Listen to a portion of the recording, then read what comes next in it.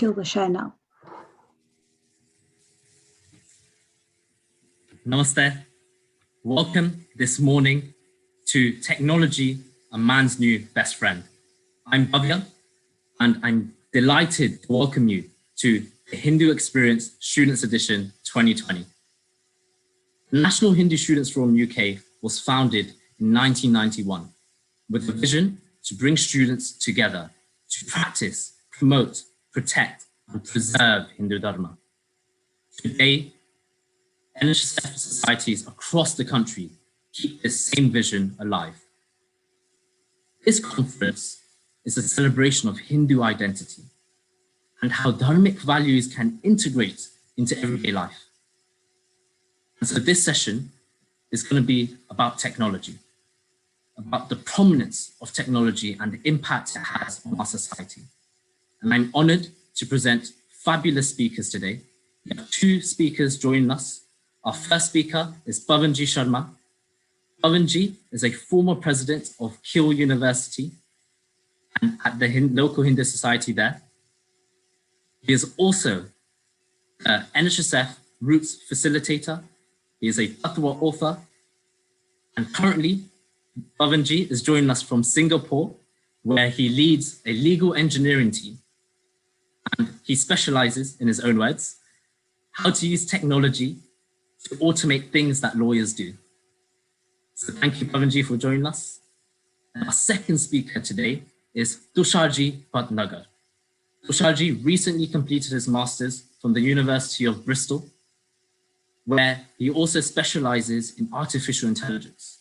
And so luckily, Tushar is joining us from Bharat, India today, where he runs an Alpha AI, an artificial intelligence company, which also does plenty of research in the field and cutting edge research at that. So thank you for both of our speakers for joining us today. Before we get started, I do want to remind the audience at home that if you have any questions for our speakers, please drop them in the YouTube live chat and we'll get to them later on in the session. So I want to open up the first question of, during this pandemic, we've seen technology being used in various ways. So Paven, I'm going to come to you first. What are your experiences in how technology has been picked up in the last 6-7 months? Sure. Thank you. Namaste, everyone. So I think often discussions around technology in terms of people's employments and how it's used in industries and careers, it tends to focus around the theme of robots sort of taking our jobs.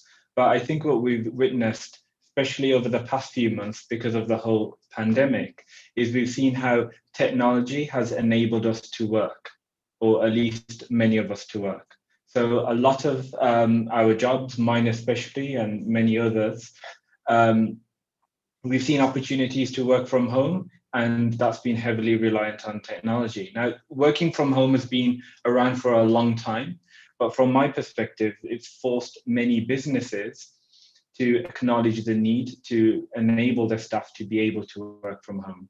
Okay, so that was never a given for most employees, but because of this pandemic, those measures have been put in place to allow that to happen.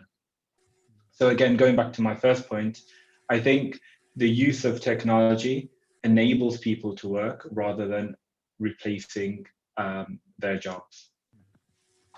And Tushar, I want to come to you because I know you have interns and researchers working with you. How has that worked during this time?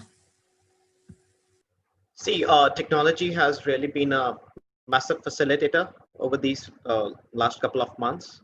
And given that Paven just stated that, the technology has really been helping us understand, like people have really been able to adapt technology towards their need. Like initially, there were quite a bit of apprehensions regarding work from home culture and how we could even use technology while being at home, because there's so many roles and responsibilities that you need to fulfill. But because of this pandemic, it has been a boon and a bane at the same time. Boon in the sense that it has really helped us understand that how technology can be used in a really fulfilled manner. To be fair, you can actually be in touch with all your colleagues and and to be precise, you end up being more productive. So rather than spending time on your work from 9 to 5, you end up spending work for, from probably 9 to 8 or maybe 9 to 7, and you end up being more productive around that. Right. So those are a couple of boons around the same. And the bane is that you're actually spending more time towards all the gadgets and all the screen time. So again, it is subjective towards a person, like what kind of things is technology facilitating him with. But yes, coming back to the first point itself, that yes, technology, all in all, has been a facilitator throughout. Yeah. You said something very interesting then, where it's up to the user of how they use the technology, right? So we see, especially with teenagers, students, like, rise in mental health problems, cyberbullying, because they're addicted to social media. Do you think we can combat this? Because it's evident technology is here to stay and is going to grow more. So how can we combat this, if anything?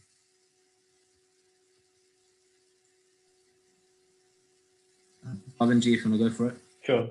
Sorry. Yeah, so I think it's absolutely vital that we all realize that technology is not the first and only solution for every problem. We should make the most of it, which is great. But equally, we should strive to check that what we are doing and seeing if there are traditional methods that can still be used. So yesterday, I went into the office after 4 months, and I tell you, it was absolutely great to have the opportunity to see some of my colleagues face to face. So we should always try and check what we are doing and see if we are not just using technology for the sake of using technology. Moreover, we should also recognize that using technology to enable to work should not translate into working unsociable hours.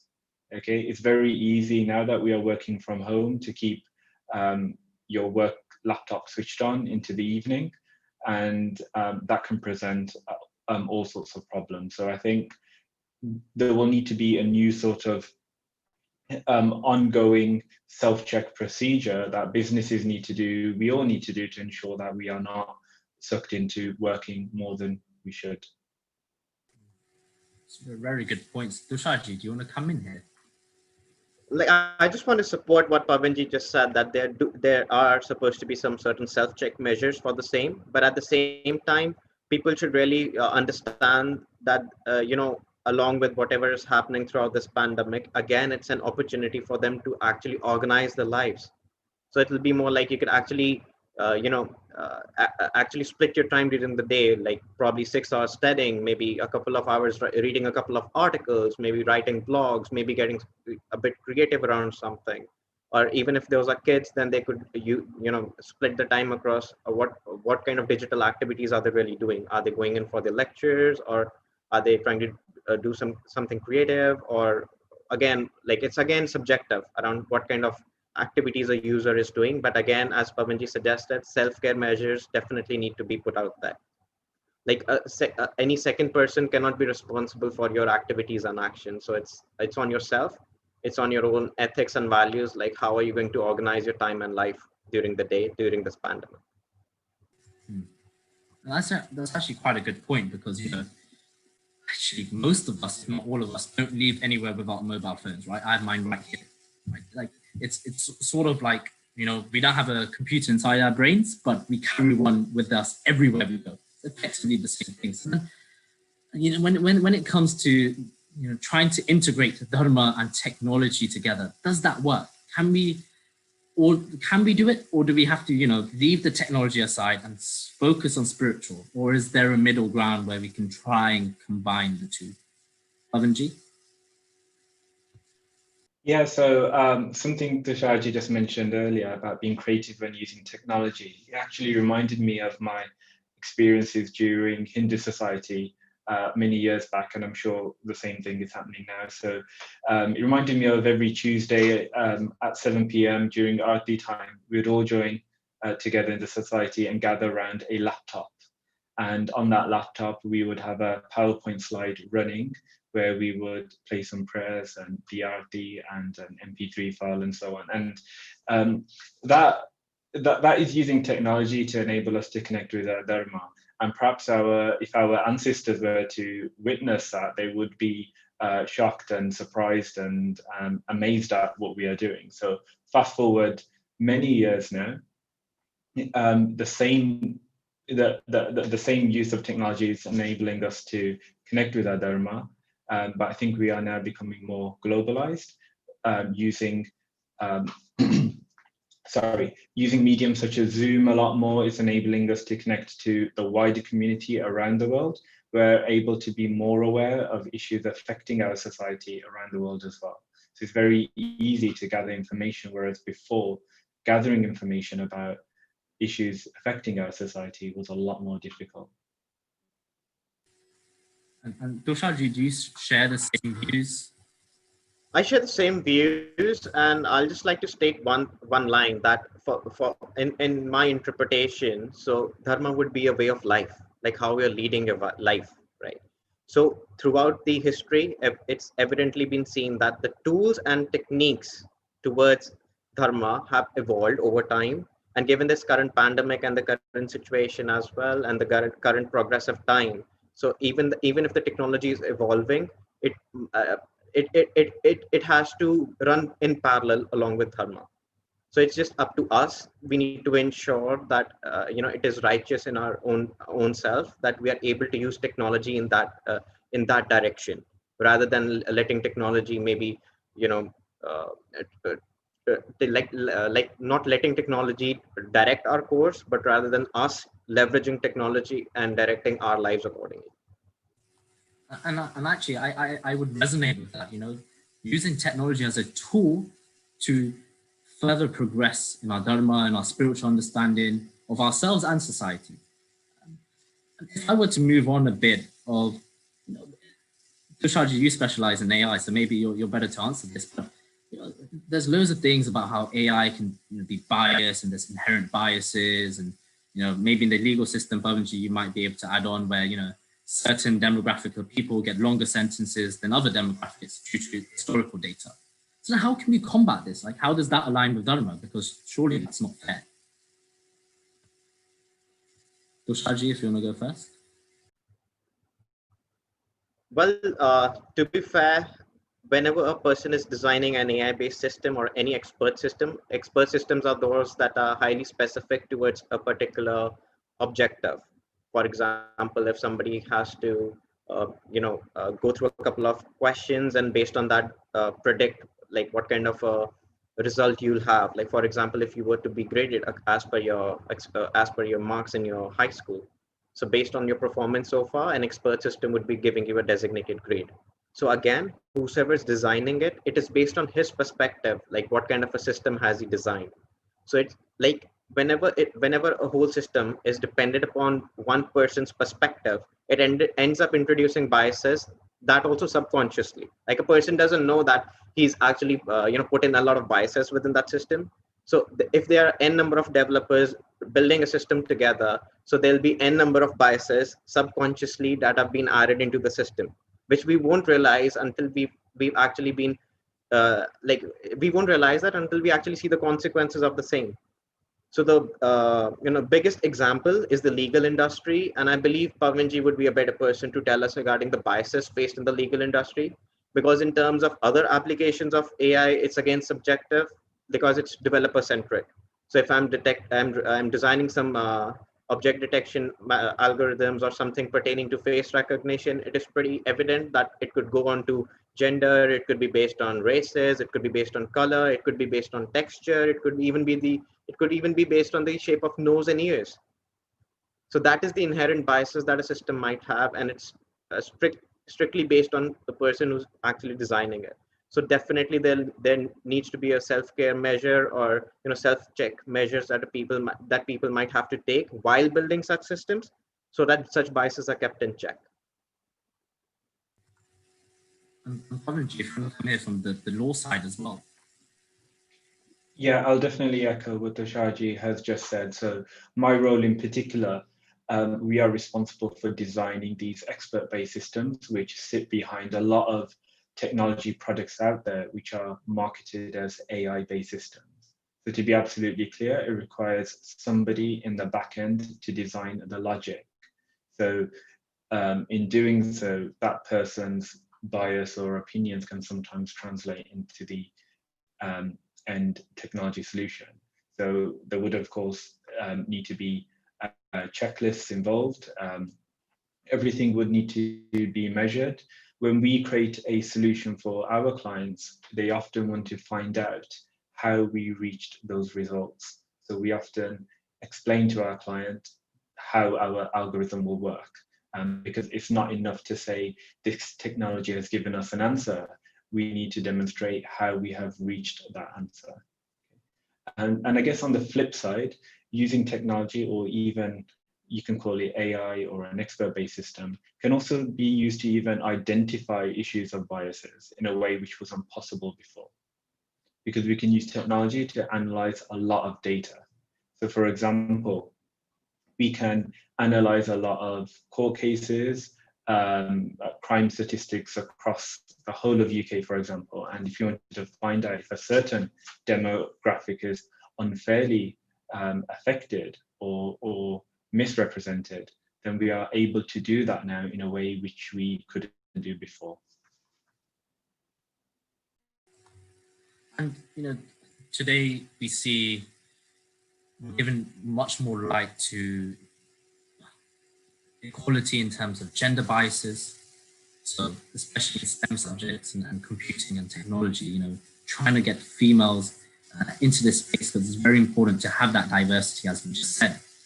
So considering this, what advice would you have for them aspiring to come into this field? Tushar, if you want to go first. See, like in my opinion, it's more like people need to be open-minded.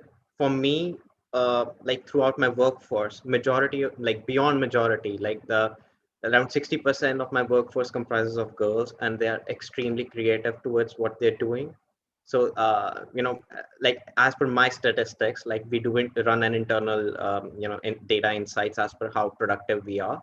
So based on that, it comes down to the fact that out of every 10 girls, out of like all the 10 things that a girl is designing, like females design, out of 10, 6 are almost the most appropriate solutions around that. And for the guys, it's almost around 4, 4 out of 10. Yeah, so that is more like a ratio I'm facing. And at the same time, if I have to give an opinion towards the like if I have to give give an advice to girls on how they're supposed to proceed in that, so it's the same thing. AI does not look at what your gender is. It doesn't care who's building the platform. It is all about what you want to do with the technology. If you have the vision to achieve it, just go for it. You don't need to look for anybody's validation for that. Just go for it. And that's very, very good advice and eye-opening, actually. There's statistics even in your own company. Paven, did you have similar experiences when you were? Yeah, absolutely. And I think the first thing I would say is don't believe anyone who says that you need to fit a certain criteria to work within technology. I think the whole technology ecosystem is quite welcoming, especially around the world. The different technology hubs that I have been part of have very open communities, and everyone is very friendly. So my manager is a female, and my manager before my current manager was also female. Most of my team comprise of females as well, and we've demonstrated the ability to train people to use our technology from diverse backgrounds. So we have people coming from legal secretary roles, we have people coming from other areas in IT, former project managers, people who have never even studied computer science have been able to pick up some of the work we have been able to do, which is quite interesting and really useful, because everybody brings in a different skill set, which doesn't necessarily come from just studying computer science. One more thing I would add on that, though, is I think in UK especially, I think we do need a greater representation of Hindus working in tech in UK, because I think globally we can be quite proud that our community is doing very well in the whole technology scene, but I think in UK we could do a bit more. And it's true. I would echo that as well. And it is important to have that diverse background in technology, especially because we know the impact that AI can have. Maybe not now, for 20 years or 50 years in the future. And it all depends, like you guys said, on who that programmer is, right? And the team behind coding and responsible for coding. So I'm just going to open up to audience Q&A here. So we've had quite a few people from our YouTube live stream commenting and asking you guys questions. So the first one is from Avnish Mistry. He said, do you think the lockdown has helped innovation and innovations in strides in technology? So do you think during the lockdown, actually more emphasis has gone into innovation of technology, more focus hasn't been there? And do you think that that's going to be likely to continue? Tushar, if you're for it, maybe even in your own personal experiences. Okay. So what? Pavanji, you're speaking, sorry. Sorry, I thought you were going to answer that one. That's fine. Yeah, I think I'd definitely say it's encouraged, if not forced, businesses to innovate. So the idea of having a business with an office in, say, Birmingham and a headquarters in London, the idea of having staff travel via train just a day before their meeting is long gone now. Nobody's going to do that. So it's forced businesses to innovate in the sense of how they do business and how they conduct themselves. So they will naturally be using technology more to do that. Some businesses have already been doing that for a while, but they're doing that more. It's also encouraged different companies to think of new products which will work in this new landscape. And some of the products I'm thinking of are new expert-based systems. For example, there's some really good ones out there which will allow a layperson who's not familiar with coding to develop their own app to be used internally, which is quite useful. And I have a feeling that more and more people will be wanting to use that just because they need to work in a different way.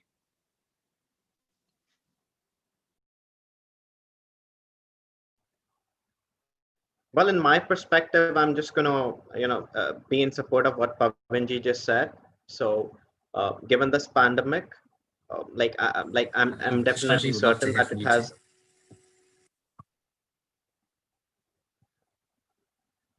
Hello. Yes, we can still hear you. Sorry, I think the connection's a bit slow, but we can hear you.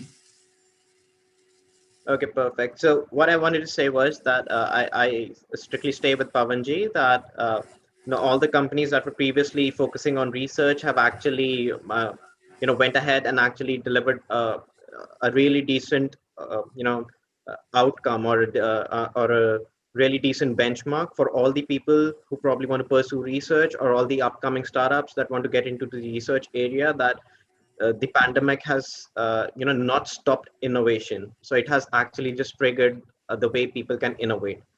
At the same time, people were not really focusing on how technology as a tool could be beneficial to increase their productivity and increase their innovating capabilities.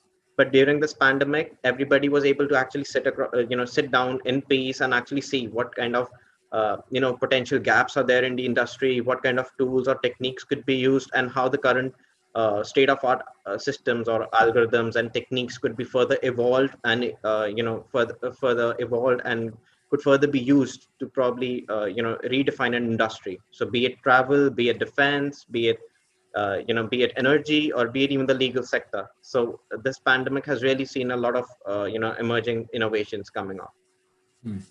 And our next question touches upon this. It's from Karan Dusara. He asks for Tusharji, how does dharma play a role into ethical building of AI?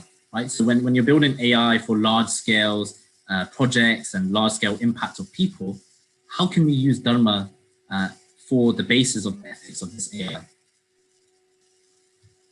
See, as I suggested, that in my opinion, dharma is the way of life. At the same time, along with dharma comes a lot of values and ethics alongside it. So if you are practicing dharma, you believe in it, so you're bound by a couple of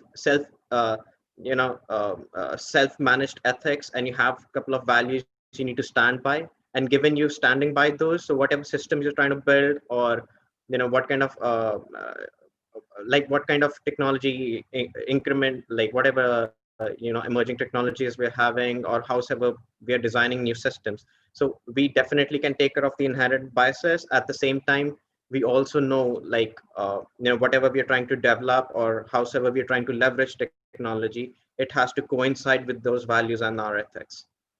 If it goes beyond those things, and if we feel that that particular solution is not on the lines of dharma, then we really know what our answer is, that we were not honest towards our values and ethics. Sure. And the next question comes from Bharti, who asks, what role can AI and technology play for those countries that are emerging, developing? And have you guys seen any experiences firsthand of this? Pavanji, go for it.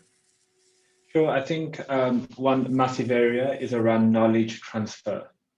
So what I do in my role for an international law firm is often business to business, but I can see real opportunities where developing countries can use expert-based systems or data gathered in an intelligent way to help them either catch up or access opportunities which wouldn't otherwise be available to them because they don't have either the expertise or enough people to work in that scenario.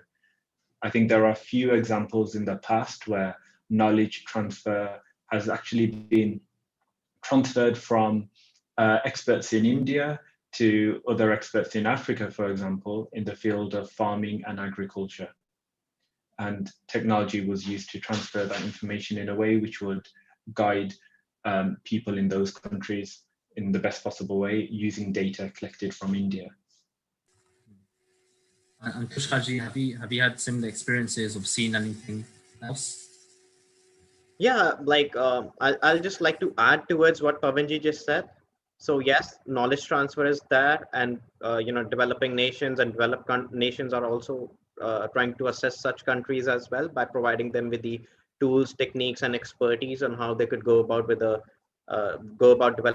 a particular solution. But at the same time, even the tech giants such as Google, Facebook, Microsoft, Apple, and others, they have also developed technology in such a way that there are certain core concepts, even in artificial intelligence, such as transfer learning, knowledge graphs, and multitask learning. There are a couple of things out there. So all these things can be actually leveraged even by a person sitting on his basic laptop back at home. So you don't need state-of-art equipment to actually develop a product. So it's like knowledge transfer is there. You know how you're supposed to do it, and the tools and techniques are also available for the people. So it's just that you just need to have the right bent of mind and the right thought process and direction towards achieving what you have to do, and you'll definitely find your way ahead with that. And our next question is diving a bit deeper. So, given our rich history, we have dialogues, we have critical thinking in our heritage, in our culture, in our T.H.E.S.E. And the notion of svadhyaya is very important to us. With this in mind, what consequences do you think AI could have in terms of our critical thinking and our ability to critically think? If AI is going to do more and more, humans do less and less. Pavanji, Tusharji, feel free. Yeah, so I can see where the concern is coming from in this question. I think it relates around the fact that people are having their decisions made for them rather than thinking things through properly. And I think that's definitely a cause of concern and something that we should figure out. I'm not exactly sure how, but I think it goes back to what we mentioned earlier, that there would always need to be a lot of self-check procedures. We need to keep reverting to traditional methods to solving the problems that we have in our life and not always rely on a decision designed by somebody else to fix our own problems. Tusharji, would you like to weigh in? See, in my notion, AI is never supposed to be something that you should rely on, but it should be more like a facilitator. So if you're supposed to take a decision, it should be a facilitator for you. If you're supposed to, look for certain insights, it should help you gain those insights. So AI is a tool. AI is not, something that you can actually, blatantly just rely on. So it's like, AI, come on, just lead my life in the right direction. So that's not going to happen. Even if that happens, again, that has to be based on certain human ethics, like how a human might want to perceive things, or how a human might want to go about doing certain things in his life.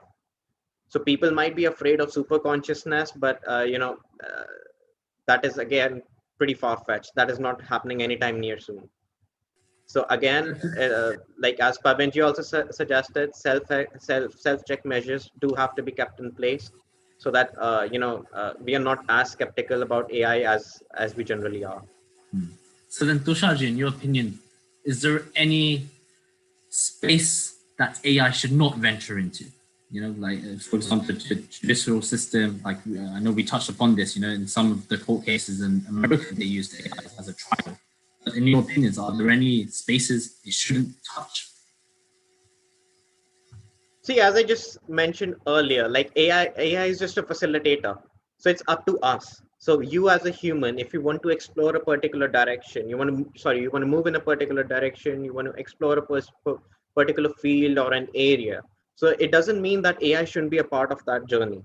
So AI is just a tool and a facilitator to help you through that. So you need some intelligent assistance, so AI would be doing that.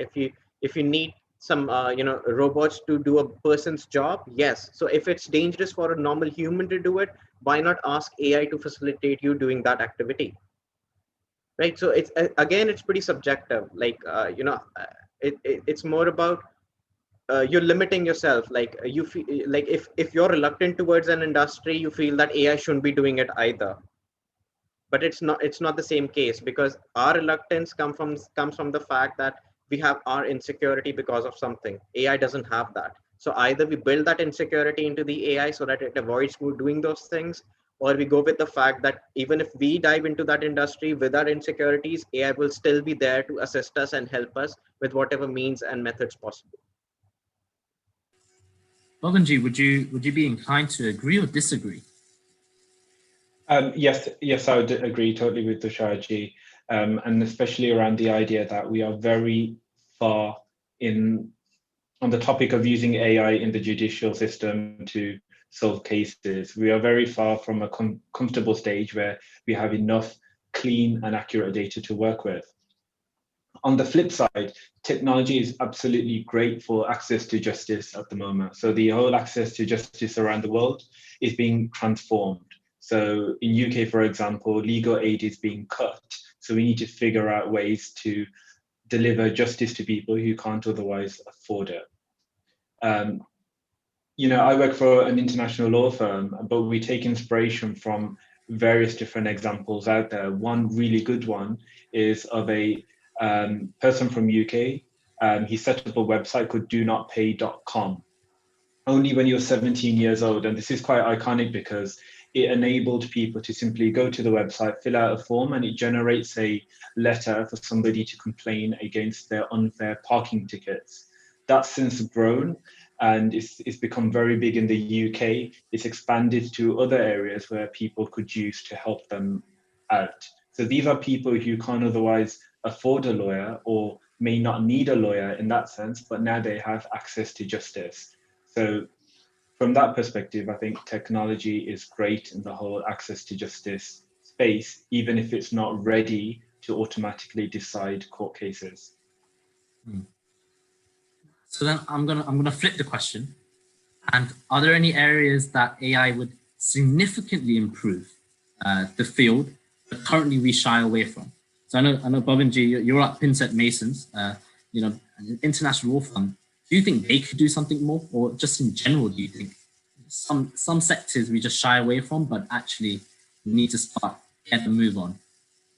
So law firms have traditionally been quite backwards when it comes to the use of technology. Over the past few years, we are catching up, not just my law firm, many other law firms as well. They are using a lot of tech. It's especially valuable in the high volume review of documents. So where you would need a lot of people, either lawyers or non-lawyers, doing the same type of work, technology can be used to scale that up and do the same tasks a human would do. Tusharji, did you want to add? Well, I just have a couple of industries in mind. The first one is obviously the legal sector. Like technology could, AI could really lend a hand towards the, people like the people working in the legal domain and the non-legal workers at the same time. And similarly, it will be the space exploration. Like courtesy Elon Musk and SpaceX, like the space industry has again, reached a decent stage where it can actually, start exploring uh, different techniques and different means on how they could explore further, given the current, limitations of the same.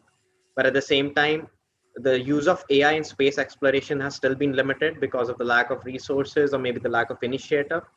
But once AI or once the technologies are actually introduced, the price of space flights and everything has been like as the cost of space flights and space exploration has decreased over the years because of the technological advances.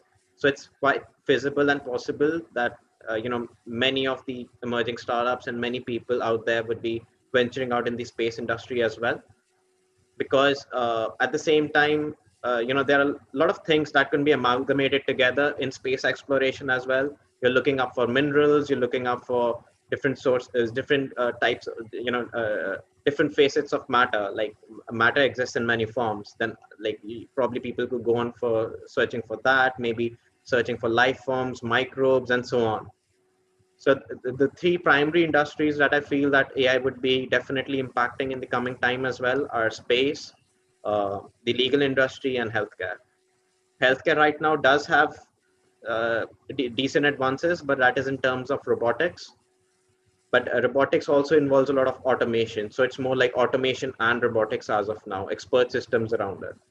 So like for me, AI is more about the robots being literally self-conscious about how they're performing any surgeries, or maybe looking after a patient's health, or maybe just automating the whole lifestyle of a person. So those are the kind of advances I'm looking forward to. For sure, for sure. And I think we all saw Elon Musk Neuralink demo, and let's see what the future holds. Unfortunately, I am conscious of the time, so we're going to have to have a stop for audience Q&A, but thank you to everyone that sent questions through. Really do appreciate it. So we just want to move on to our closing remarks. I have one final question for you two. What advice would you give to Hindu students watching this at the universities who want to use technology to do good, use technology to integrate dharma into their lives, and get into the technology field? Pavenji? So the one thing I would say is, regardless of what subject you're studying at university, feel free to learn any aspect of technology you might be interested in. So I mentioned this before, you don't need to be a computer scientist to be involved in tech, but at least understanding or having a familiarization with the topic will give you the edge in your career as you go forward. And it's a really good opportunity right now because there's so much material available on YouTube or online learning opportunities that you can pick things up in a way which wasn't possible before. Thank you very much. Tusharji, I'm going to hand over to you. Well, I'm just going to add a couple of things to what Pavanji just said, because he just said it in the precise, apt manner that should have been. So I'll just like to conclude by saying, fail fast, fail harder, and just move on. Life is too big, opportunities are immense. Just go for it. Don't feel reluctant, or don't face the setbacks that you're not able to go forward with something. So it's all about these three words: fail fast, fail harder, and just move on. All the best. Thank you very much. And finally, from me, I think our speakers have summed it up perfectly. But for all of you students watching, this is the year to experiment. Use technology to do good at your local Hindu societies and your local mandirs. Help them. Because now we can show the power of technology and the power it can do to do good. So thank you to both of our speakers for such a fascinating discussion. I'm sure we could have sat here all day and talked more, but unfortunately time is not permitting this. So I hope everyone at home enjoyed the session. And like I mentioned at the start of this session, T.H.E.S.E UK has loads more sessions and workshops this weekend. Look at the timetable on the screen now. Feel free to jump on any one of these sessions coming up and visit nhsf.org.uk/these-2020 to find all of the live links and the sessions today. So from me, it's pranam and namaste.